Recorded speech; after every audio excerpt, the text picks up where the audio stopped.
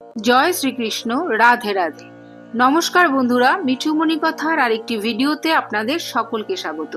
আশা করি আপনারা সকলেই ভালো আছেন, সুস্থ আছেন। আজকের এই ভিডিওর বিষয় হলো ইংরেজি 2026 সাল আর বাংলা 1432 বঙ্গাব্দে বেণীমাধবশীলের ফুল পঞ্জিকা অনুসারে চন্দ্রগ্রহণের পূর্ণাঙ্গ সময়সূচি। চলতি বছর অর্থাৎ 2026 সালে মার্চ মাসে ঘটতে চলেছে প্রথম চন্দ্রগ্রহণ। এটি হবে বছরের দীর্ঘতম চন্দ্রগ্রহণ।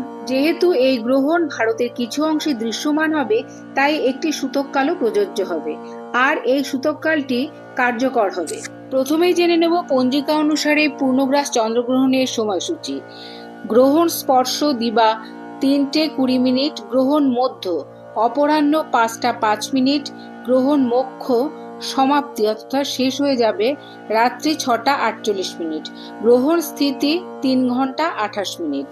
পূর্ণগ্রাস আরম্ভ অপরাহ্ন 4:34, পূর্ণগ্রাস সমাপ্তি সন্ধ্যা 5:33, পূর্ণগ্রাস স্থিতি 59, গ্রাসমান 1.155। যেহেতু এই চন্দ্রগ্রহণ ভারতে দৃশ্যমান হবে, তাই এর সূতককালও কিন্তু ধার্য করা হবে।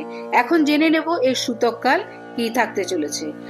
চন্দ্রগ্রহণের জন্য সূতককাল গ্রহণের 9 ঘন্টা আগে থেকেই শুরু হয়। এর অর্থ এই চন্দ্রগ্রহণের জন্য সূতককাল 3রা মার্চ সকাল 6:20 শুরু হবে। এবারে জেনে নেব এই সূতককালে কি কি কাজ করা একেবারেই উচিত নয়।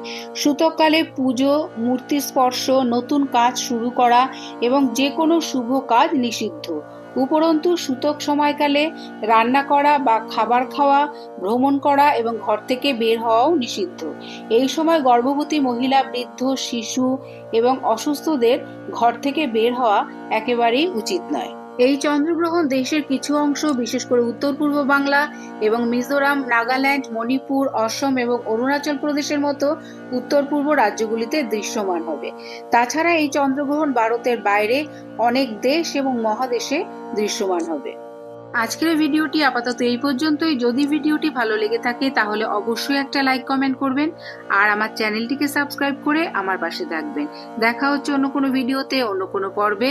ততদিন সবাই খুব ভালো থাকবেন, সুস্থ থাকবেন। জয় শ্রীকৃষ্ণ। রাধে রাধে।